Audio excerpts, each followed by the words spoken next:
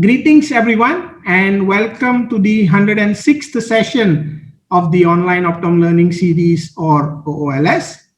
And today, for the session, we have with us Optom Khem Raj Nackwal. He graduated from All Institute of Medical Sciences, Delhi in the year 2007, and then he joined Bausch & Lomb as professional service team in the same year. He then went ahead to earn his master's in optometry from the MIT University in 2018. He is a fellow of the British Contact Lens Association, BCLA, and he is also a fellow of the International Association of Contact Lens Educators, which is the IACL. He also has a PG diploma in management studies, and currently he is heading the professional service team of Bausch & Lomb India as manager in professional services. And today, sir is going to talk to us about contact lens materials, their properties, and how contact lens materials have evolved. And he'll guide us through the various options available and how we should go about, probably in material perspective, how we should go about in choosing and advising our patients in that sense. So welcome, sir, onto our platform. Thank you so much for giving us this time. And let me just leave the screen time to you. Thank you so much, Fakhruddin, and it's really a pleasure always talking to optometrist, especially because contact lens is a passionate subject, and it's equally my passion too. In today's talk, as you mentioned, we will talk about contact lens materials.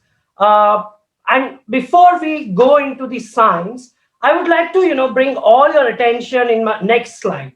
And it's a question which I don't want you to answer in a chat box or in a poll, but I want all of you to think that if we talk about contact lens materials, and let me give you an year, in perspective. So you imagine in your mind that contact lens materials which came in 90s and materials which are available today. Now, we talk about consumers who were there in 90s and then today's consumer. How do you think whether contact lens wearers' need or demands have changed over a period of time during this perspective, during this time change? Or if I want to, block this, if I want to plot this, their needs, the graph or the bars will come something like this. And I hope all of you will agree to this. That the kind of, stress or kind of work we are now getting done through our eyes, if we compare what it was there in 90s and today, there's a tremendous jump. And that is what, instigate that thought in mind. Are we doing justice of prescribing materials of, which came at that point of time to today's patients? I don't know the answer.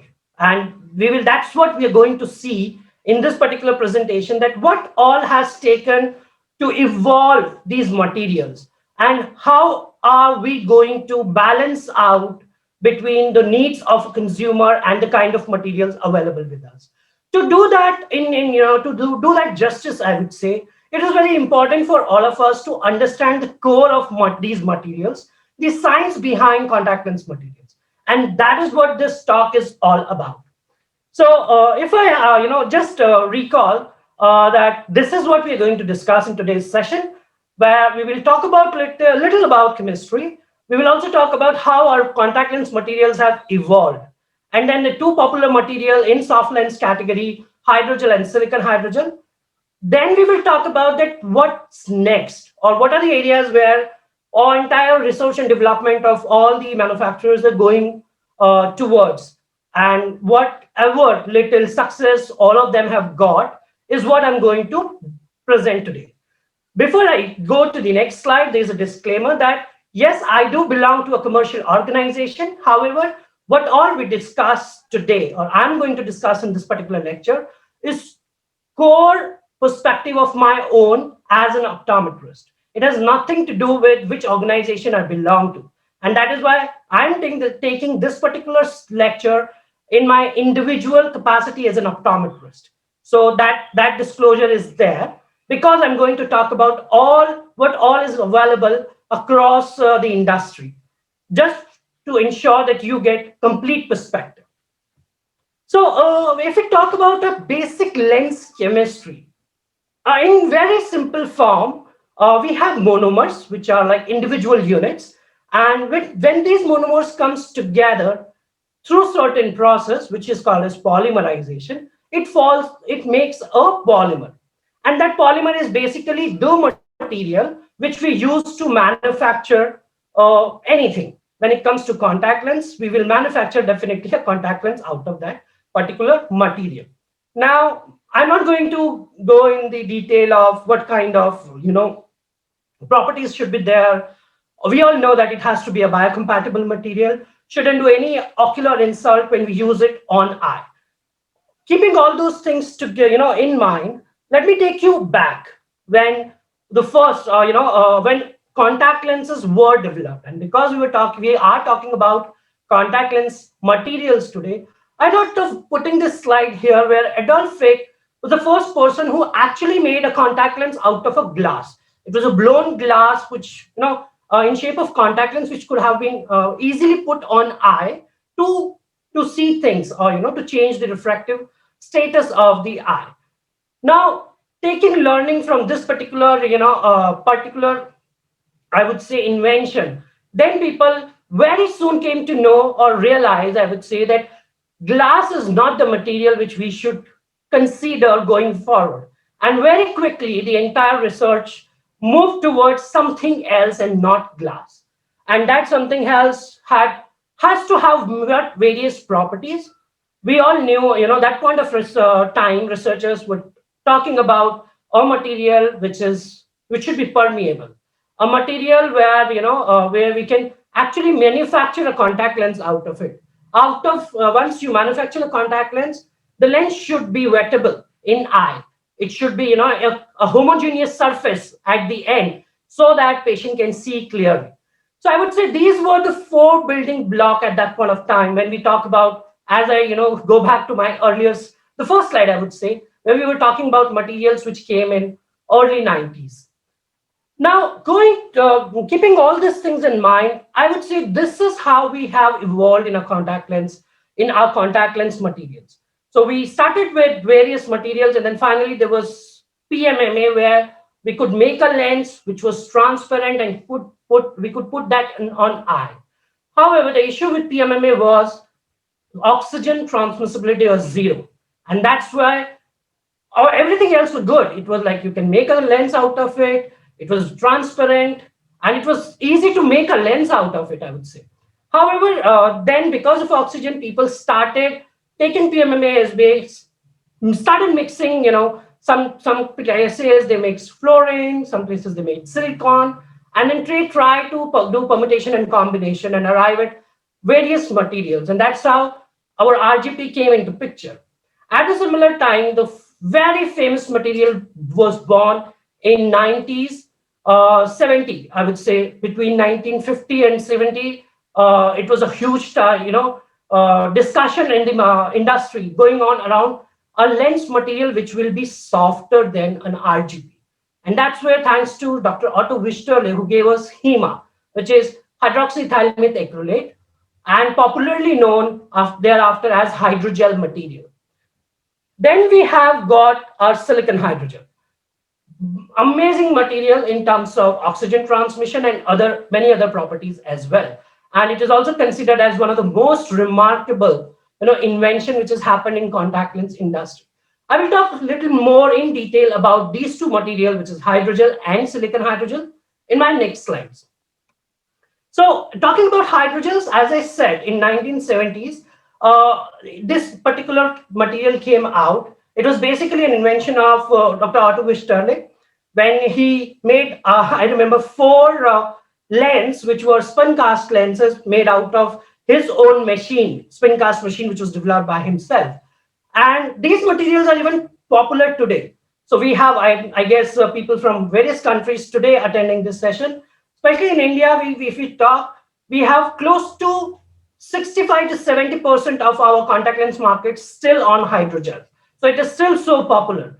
The reason behind it is it's very soft, comfortable, and that's what people need, if they want to quickly get rid of their glasses. However, it has certain disadvantages. Whereas, for example, oxygen itself is an issue with hydrogel. You cannot wear it for a very long time, or if you want to wear it for a long time, you need a lens which can help you with more oxygen or should not dry. So dehydration and less oxygen are some of the disadvantages which do exist with hydrogel even today. Then another thing is, because of all these things, there are compromise which is happening in the eye. You have, cornea, which is not healthy, because once a consumer, a patient has tasted contact lens, he would love to wear it almost all the time. And that is what was happening with hydrogels, that though practitioner, the manufacturers were telling this to consumers and patients that you need to wear it very for a limited time, or whatever time practitioners have suggested you for that. However, this remains a concern, and patients wanted a lens which they can use for longer time without all these issues, and that's where silicon hydrogel born. I would say a rebirth of silicon lenses, because it's not the first time when silicon was used in contact lenses. If we go back in history, there were times when silicon elastomers were used to craft contact lenses. However, at that point of time, they were like very hydrophobic surface, and that is what was a challenge with this particular in front of all the researcher, to make a lens with adding silicon to that particular material, because we all knew that silicon will supply more oxygen in that material, and that is where you will be able to create a lens which is soft as well as more permeable to oxygen. So the magic monomer, I would say, was TRIS. TRIS, as you can read out that full form, I have never learned it. It is trimethyl siloxyl cell propyl methacrylate.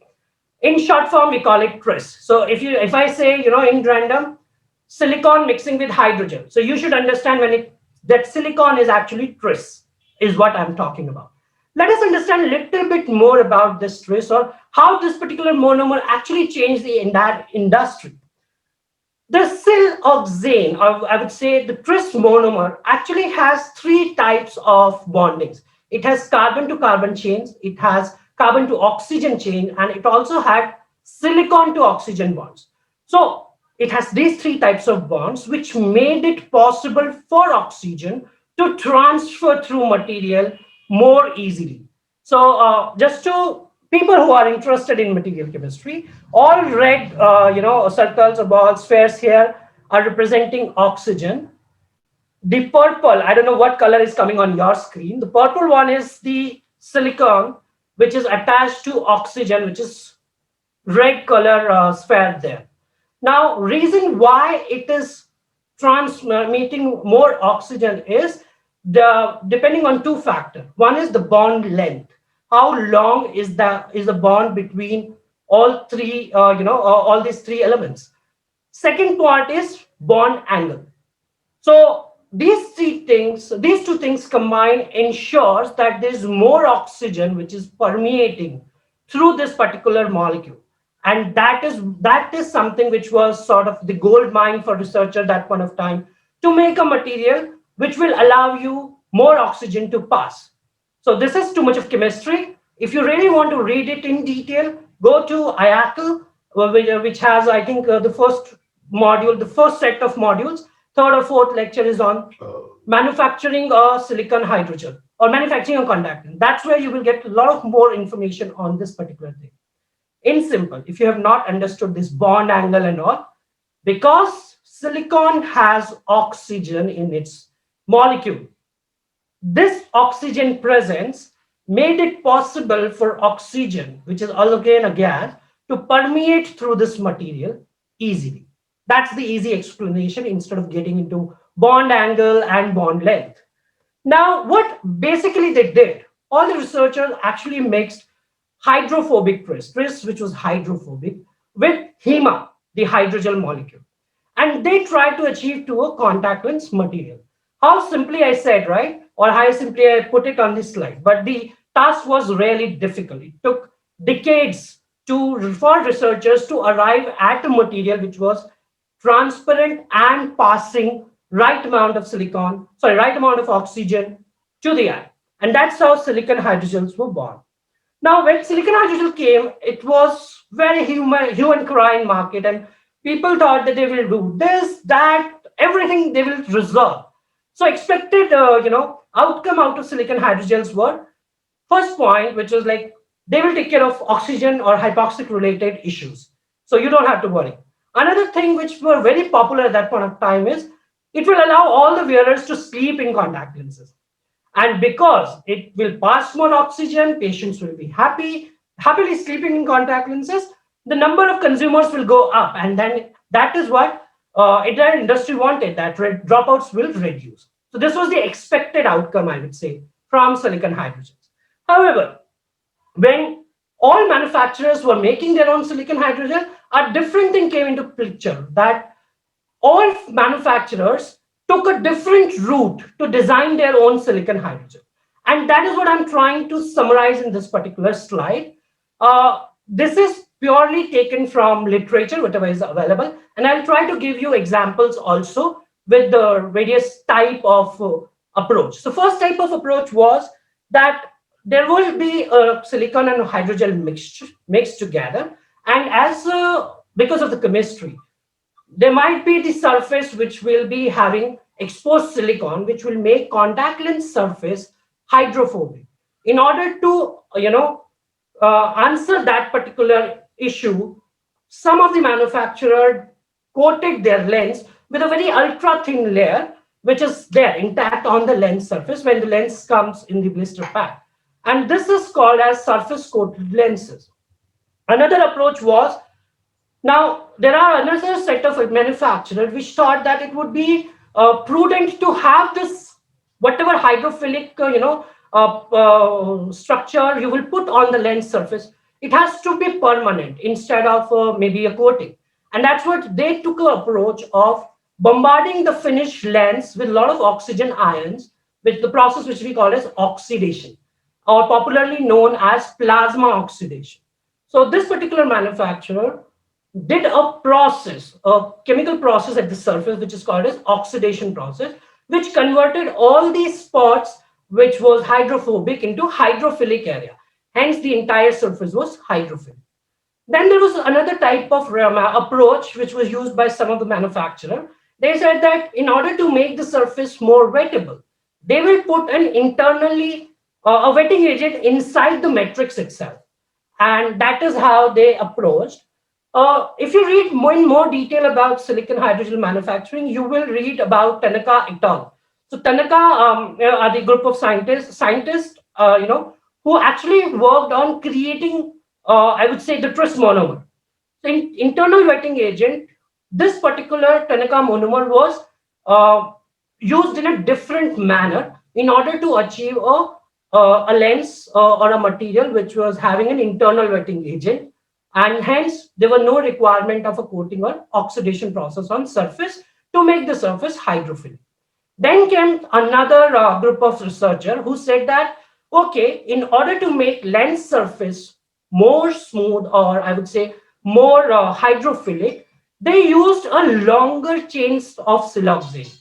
If you recall how tris is able to pass on oxygen, we talked about bond length, right? So oxygen and silicon bond length was one reason why more oxygen was going.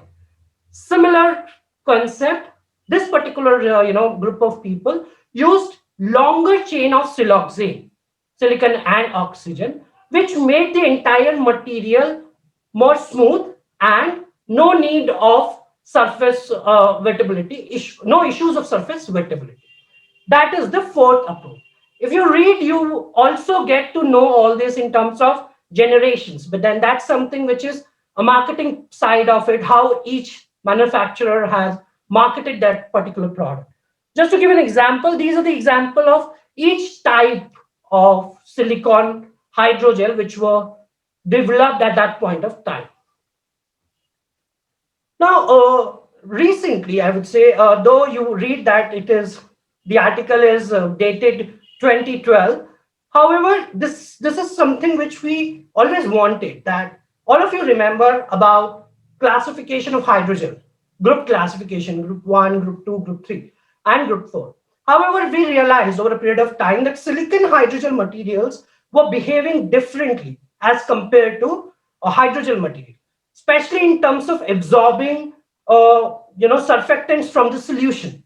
And that is what made researchers to think beyond FDA hydrogel classification, those 4 group classification. So this was then proposed, that this is something which is proposed to FDA, a new grouping system for silicon hydrogel. Now, what this particular classification talks about is, it is again taking water content and ionicity into consideration in order to classify silicon hydrogel material. However, there is only one group where ionic material is categorized. Rest all 4 groups. So it basically divides the entire material into 5 groups, starting from 5A, then 5B1, B2, 5C, and 5D. If you get into detail, you will realize that up to B2, means first 3, they're talking about low water content silicon hydrogel. And the benchmark they have also chosen is any silicon hydrogel which has water content less than 50% will come into low water category. And then they have another classification which is 5C, which is the only group which has high water. And then the fourth group is they're talking about, sorry, fifth group they're talking about no water content. So something which is interesting, however, we haven't heard from FDA whether they have accepted it or not. But this is a good reference if you really want to read more or understand this particular material in more detail. Now, let us look at what silicon hydrogels have actually done. Also, I always call this particular slide as the report card of silicon hydrogels. So if you recall, I said that in beginning, silicon hydrogels we were having a lot of expectations from silicon hydrogel. Let us see how they have fallen on those expectations. So have they reduced silicon, hypoxia related issues? Answer is yes. Everyone understand and agree to this particular point, that silicon hydrogels have really made a difference in terms of hypoxia related issues. Second point was people wanted to sleep with contact lenses. So has that happened? Silicon hydrogels have allowed people to sleep comfortably? Answer is still a question mark. Though the science, the theory says you can sleep, talking about all that criteria of oxygen, Holden and Mertz, Hewitt and Brunano. However, we still feel it's better not to sleep with contact lens. It's good to wear that as a daily wear lens, despite having so much of oxygen. But then none of the practitioners, ideally we recommend, or my personal, recommendation would be that we should, keep ourselves away from overnight wear, because we know when patients are sleeping within the lens, the chances of microbial keratitis are increasing multifold. And that is what is the third point, that has it reduced the incidence of complication? Answer is actually no. And there are more research, coming in this particular direction. So fourth point is, has it already reduced dropout? Answer is no. Again, we continue to see similar dropout across markets, few here and there. However, as we dreamed of, that when silicon hydrogels will come, all of them will start wearing silicon hydrogels and there will be no dropout. That particular thing has not happened. So coming back to the materials. So the question is, what is the last, do we see that silicon hydrogels are the last word in contact lens material? Answer is no, not at all. And that is what all the manufacturers, or I would say researchers, are still working on. Those silicon hydrogels are very good material. In fact, there are markets where it has already reached to 60% plus penetration in overall contact lens fitting. However, there are areas where researchers, manufacturers are working in order to still strengthen a contact lens material. And what are they? Because silicon hydrogel has their own issues related with modulus, deposition, and this slide we already spoke on. That is where we have to revisit the building blocks of a material. If you recall, I showed you building blocks where decay modulus, and other properties were there. When we relook at today's research, people are referring it back to what are the issues contact lens wearers are facing, even with silicon hydrogel. So if you have to list a couple of them, dryness, end of the day discomfort, irritation, some of them will say blur vision. So these are the things, or these are the symptoms which still remains there, and that becomes the thirst area for developing new material. So this is exactly what I showed you when we were talking about a hydrogel material, or material which were developed in early years of contact lenses. However, right now is a time when people are revisiting water content and moisture retention in the material again to design a material. Because the moment silicon hydrogel came in, people thought that that water content is just there to facilitate lens movement. However, it has a better role to play now with all advanced material which you will see coming in market. They are manufacturers and researchers are considering not only how much water they are incorporating inside the material, but also how much they can retain within the material. So that becomes the new thirst area of designing material for modern generation. And what I'm trying to do right now is, based on my limited knowledge, I have tried to segregate different approaches different industries are taking in order to go beyond silicon hydrogel, or beyond or towards a new lens material. So there are three type of approach, I would say. The first approach is hybrid silicon hydrogen, which means that center you put silicon because of the modulus issue or surface issue. Surround the central part with hydrogen, which will help a patient to enjoy more comfort when the lens is put on eye. Instead of applying or approaching towards hybrid, there are manufacturers who are trying to improve silicon hydrogel chemistry itself, and that particular approach is really different, which actually brings me to a poll question. And the question to all of you is, I'm sure all of you will see this on your poll. So Fakhruddin, I request you to initiate that poll right away. Let us wait for 30 seconds. So the question for you is, in silicon hydrogel material, we spoke so much. What is the role of silicon molecule? And the options you can see on your screen. Yeah. First option is increase oxygen.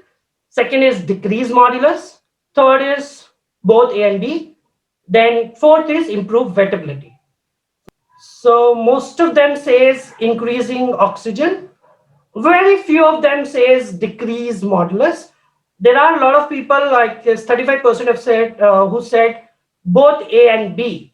And that is what we actually learn, guys. So maybe I will go back to these slides. Thank you so much for participating in this. And in fact, when I was told about this particular concept, I was surprised that how can a silicon molecule decrease modulus, because that's what were told to us since beginning. This is what which I would say one of the manufacturer actually did. What they did is they have used three different type of silicon. One is long chain silicon, other one is short chain silicon, and then third silicon which is commonly available, which is usually used in other kind of silicon. They use these three silicon in a proportion to get maximum decay and minimum modulus. So though this picture is little chemistry, but these points actually represent that when these three silicons were mixed together, they have checked the final material at various points in order to check its decay, which is oxygen permeability, and modulus. And with that, they actually came up with a material or a product which is ultra, and is available in many countries by now.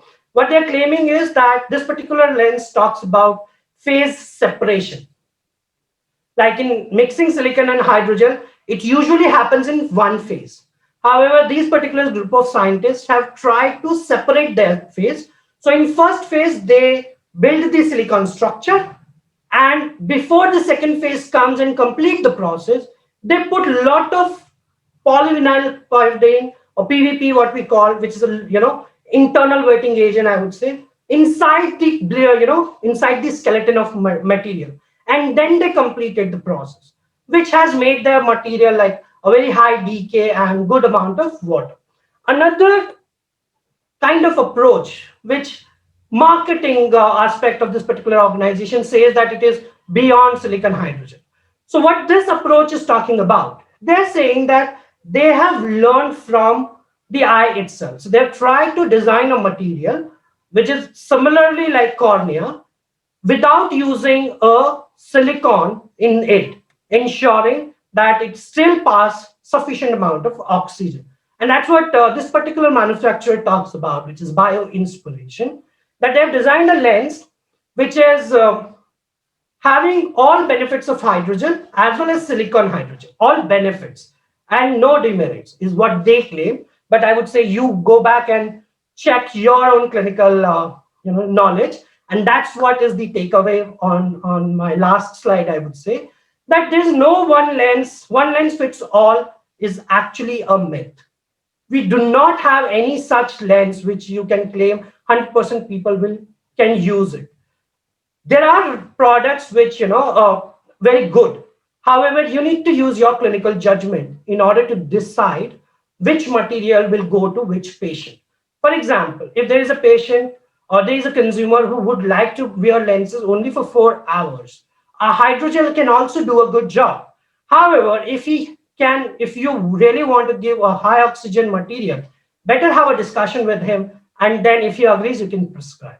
So similar part on material, I would say, though you will prescribe as a product as a whole, which will have a feature of material and design put together, but then clinical judgment is something which we want you to follow.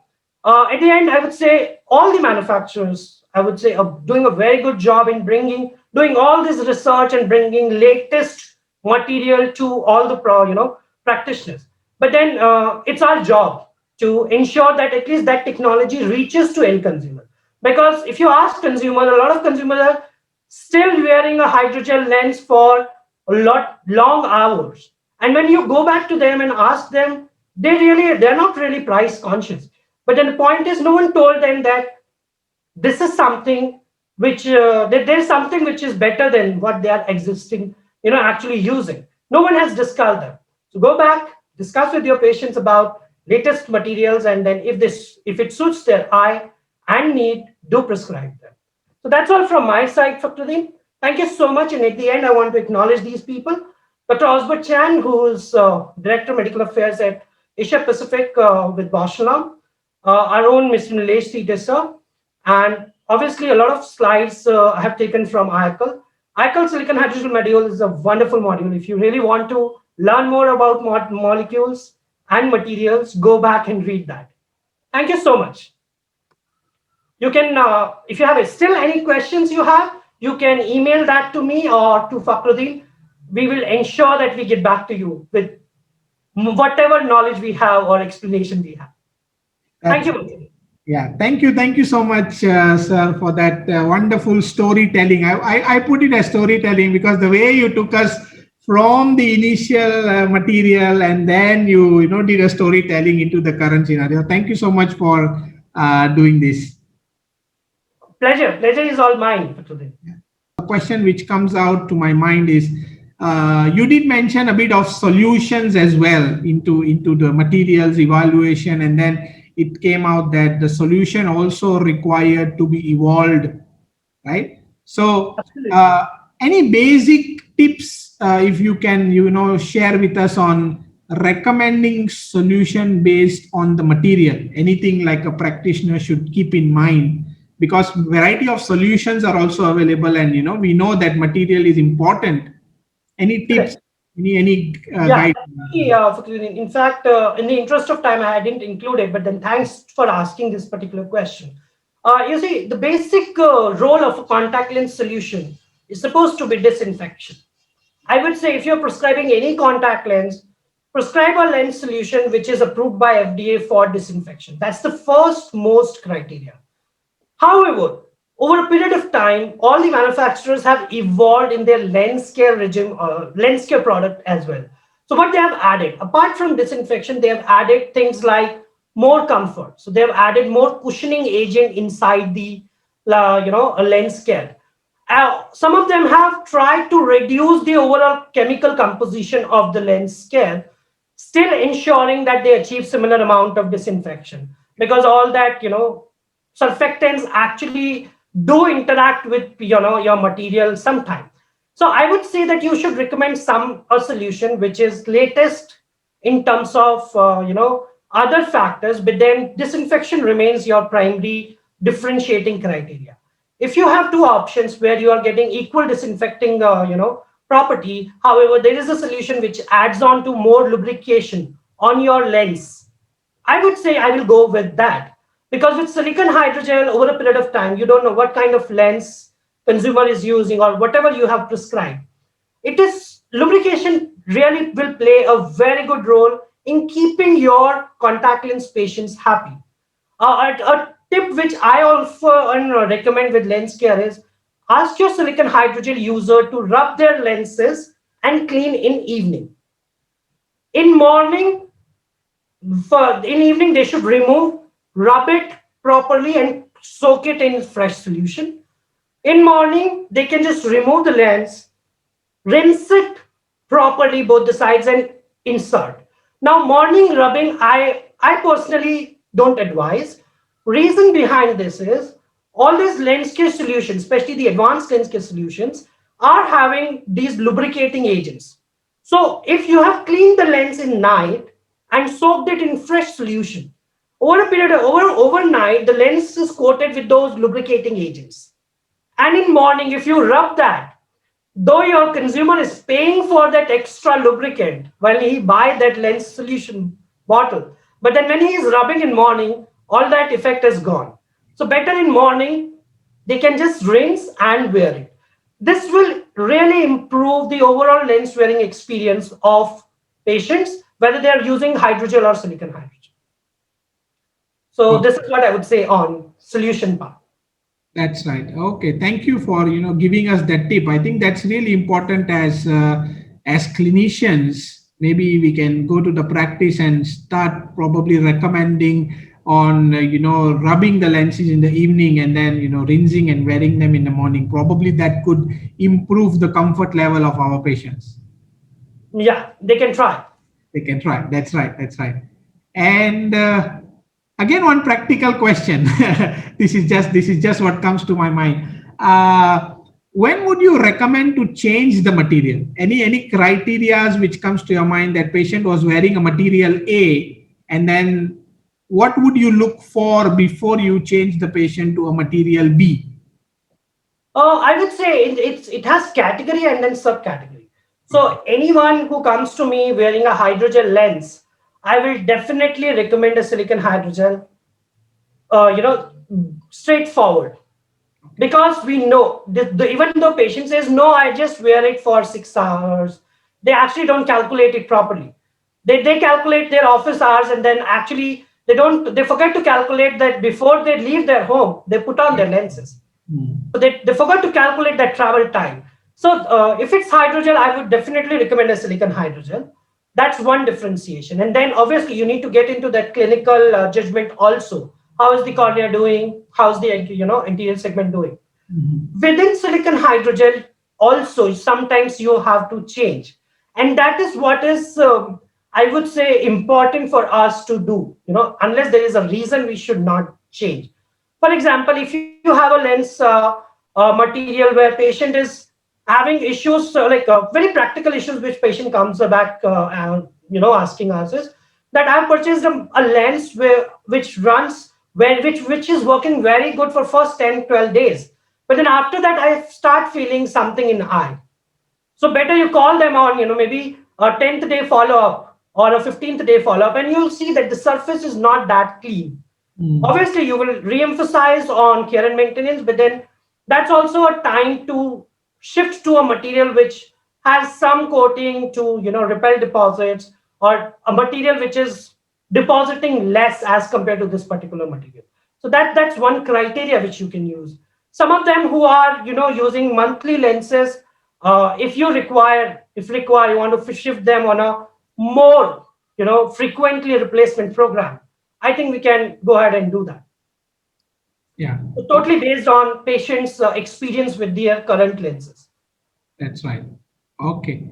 So that's again a very useful tip for clinicians as well to just make sure of that things. And one very interesting question. So we did learn about silicone hydrogel and hydrogel. Do you think that silicone hydrogels are superior than hydrogels? And if you think so, what is the role of hydrogels in the current market then? Thank you so much for asking this. In fact, there's a set of practitioners, researchers who really love hydrogel, and I'm one of them, who says that silicon hydrogels are doing good job only in one thing, which is which is oxygen.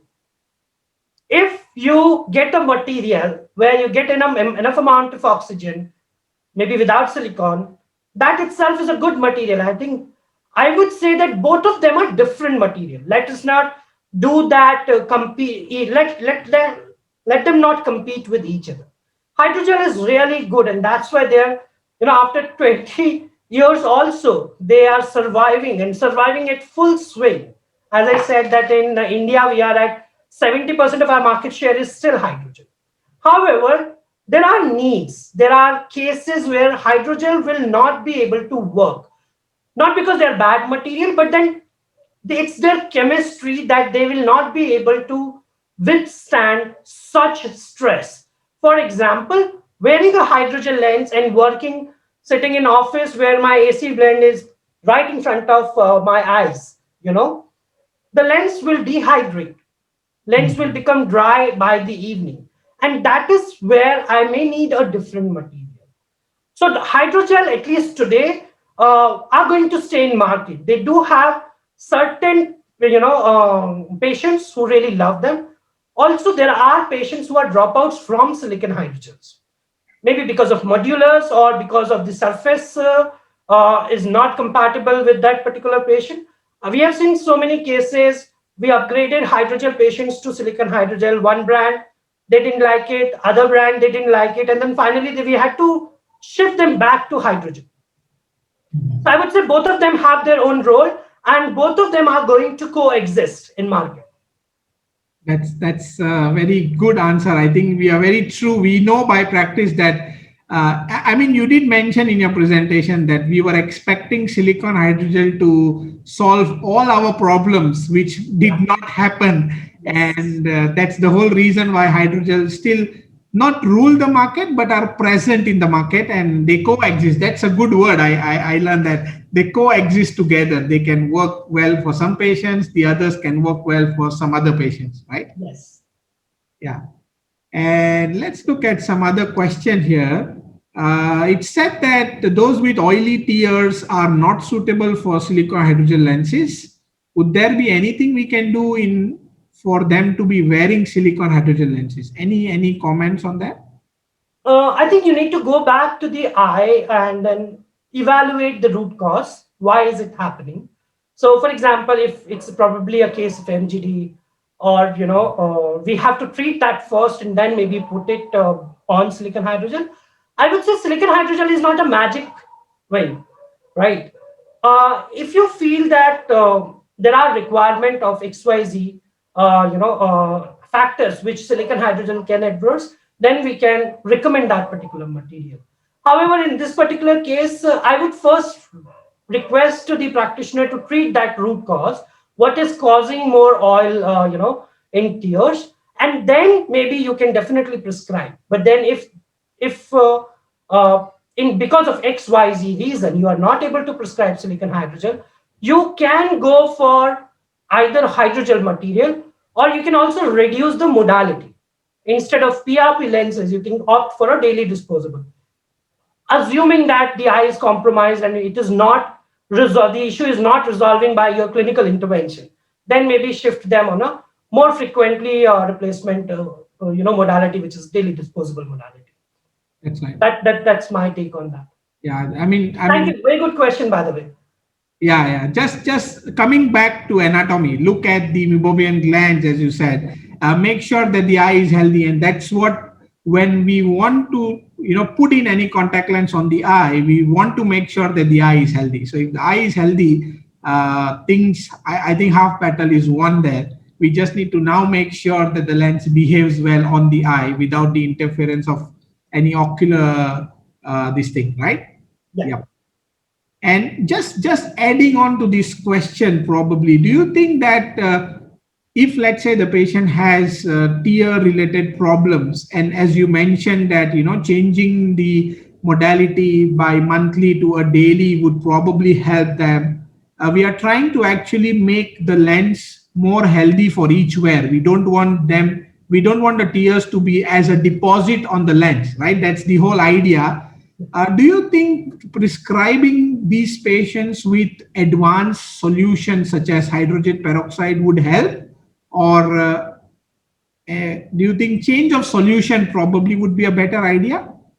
Yes, I think I will definitely go with that. I will definitely try that first before changing the modality. And thanks for bringing that up, Fakhruddin. That a lot of time changing solution can do wonders. This is something which a lot of practitioners, I would say, just neglect.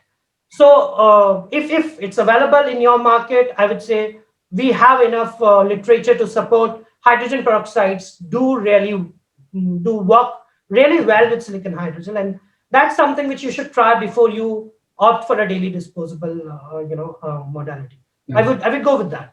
Yeah. Okay. Let's see some more questions here.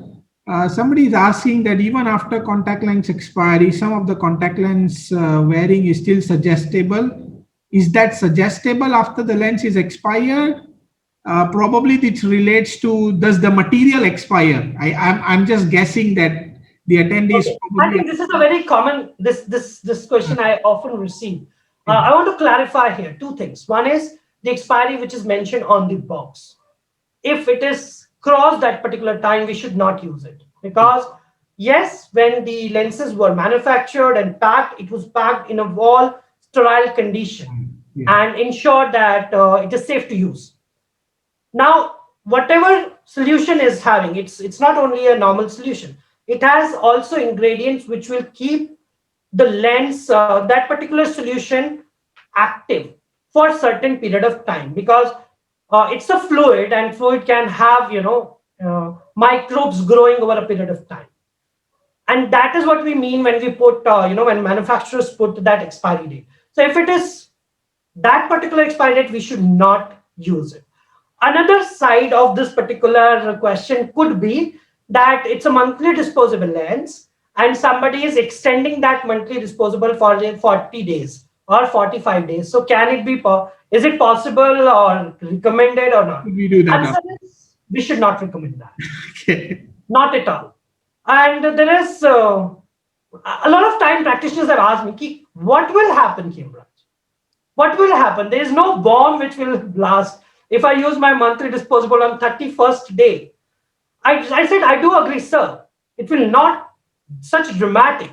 However, one example which I always quote, suppose I was offered a lunch by Fakhruddin at his home. And I went there, we had nice lunch and in disposable plates. Now, our plan changed. I was supposed to go out after lunch, but then we decided to stay and then have a night out at Fakhruddin's place. So we will have dinner also at his place. Now, for dinner, my question to practitioner would be, can Fakhruddin serve me dinner in same disposable plates? Maybe after washing. Yeah. But the reaction of the practitioner was, oh, yeah, no, not at all. See, how can we do it with our eyes when we are like just utensil, right? We know we can't reuse a disposable plate. Why we want to reuse that particular disposable lens when we know that it is made only for 30 wearings? So that would be my answer to them. We should not allow it. That's good. That's a very good analogy, and I do have a quantity of disposable plates. So you're welcome to my home, and I'll give you new plates with each new dish I serve to you. So that's the example which is really hard hitting, and that's why I don't hesitate giving this example. That's good. That's good. That's right. And we can use that in practice, I guess. That helps. Absolutely, you can share this with your consumers. That's good. Okay. This is again a contact lens solution related to GP where those, if we interchange the solution and the use of the solution, will there be an effect on the material chemistry in general? Let's say if you want to tell about this. I would say yes, we should be careful because especially in GP, one is in GP we have less options. I don't know about other countries, but I'm sure, like in industry itself, we have less options for GP. Within that, you need to be careful, or you need to be, sure about what lens you're using and what solution you're using. For example, certain GP manufacturers are putting certain coatings, which has obviously some chemicals, which may be not, compatible with with an ingredient of that particular solution. So I would say it's not a hard and fast rule that you can't change. You can, but then just be aware of this small thing, small but very important, impact on the overall lens surface. Yeah. I will go back to the basic. If both the solutions has same disinfecting level, I will choose any of them, and then definitely I will go one step ahead of lubrication, cushioning, and other stuff, ensuring that the new solution is not making any chemical impact on the surface, because we know that a lot of GP lenses comes with some coating on their lens to increase wettability. That's right. Yeah. So probably a frequent follow up and examining the lens on the eye, doing a proper aftercare can help you in monitoring that. As you said, monitoring is the only way we'll know whether it's working towards or working against it. Correct. Okay. Couple of more questions. You did mention about trial lenses and all that, expired lenses and all that. So should we be using trial lenses just for the sake of fitting purposes? Do you think it will See, change? I will go back to science. We know scientifically a material is not expiring. It's the content, it's the solution in which that material was kept that is going to lose its, antimicrobial Capability. property, I would say. So if you take out that lens before that expiry date and store it and then maintain it with your care and maintenance process, you can. There's no practically you can use it, but from a standpoint, I would say. So if you're talking about say GP lens, definitely we can use it. No question. But then if you're talking about a soft contact lens, I will say let us avoid that, because uh, the way the soft, as soft they are, as susceptible they are to microbes or complications. One thing, one mistake here and there, which we may not consciously do it, but then unconsciously, if that particular lens was not cleaned properly, or the solution with which I disinfected that lens were already inactive in doing that disinfection, there might be complications. So there's no end to it. I Yeah. would say we should refrain from Refrain. prescribing even for a trial. I will not say that we should. Okay. Yeah. And I think nowadays the companies are very kind enough to provide you fresh trials if you just opt for it, and uh, Absolutely. you In can do fact, that. there are practices who are now on 100% empirical fitting. Now, what does it mean? It doesn't mean that they are not doing clinical practice. Let me be very clear. What it means is they will calculate the power, order the final lens. Once the final lens arrives, patient comes to pick it up. They will open the patient's lens in front of patient, open the blister, put that lens in patient's eye, and then see on split plan how is the overall lens doing in terms of fitting. And then they dispense. You see, they have saved a trial lens. They have saved all those things of ensuring, maintaining trial lenses, ensuring disinfection. And all. So this way of empirical fitting is really successful in majority of the practice, I would say, and you should opt for that. If especially in case of soft lenses, you can definitely do that, because a lot of manufacturers now are giving you a guarantee of their products. So if you have, for example, open a toric lens, I would say you have opened a toric lens, you have ordered a toric contact lens, open the blister, fit it, and then you realize there is a rotation. call back, the manufacturers are happy to take it back and give you the other power, Okay. they give you the replacement. So that is a very healthy practice instead of getting into trial lenses, That's especially for soft lenses. especially for soft lenses. Yeah, I totally agree to that. And I think that builds a bit of confidence also with your patients as well, so that you order and then they feel that, my practitioner is confident already. So I'll be a better contact lens wearer also. So that psychologically patient feels much more comfortable, I think, as we order the lenses. And very rightly said, you can definitely go and exchange if there is any problem. If you feel that axis rotation or the base curve does not match, it's quite easy nowadays to get it exchanged without problems. Right. I think I have spoken to a lot of practitioners where, especially from who are very into very much of clinical practice. When we used to talk about empirical fitting, they will look at me up and down. Khem Raj, you're talking about our practice. We are very clinical. I said, okay, we are not saying that you don't do slit lamp examination. Yeah. We are not saying that you dispense a lens without seeing the fitting on eye.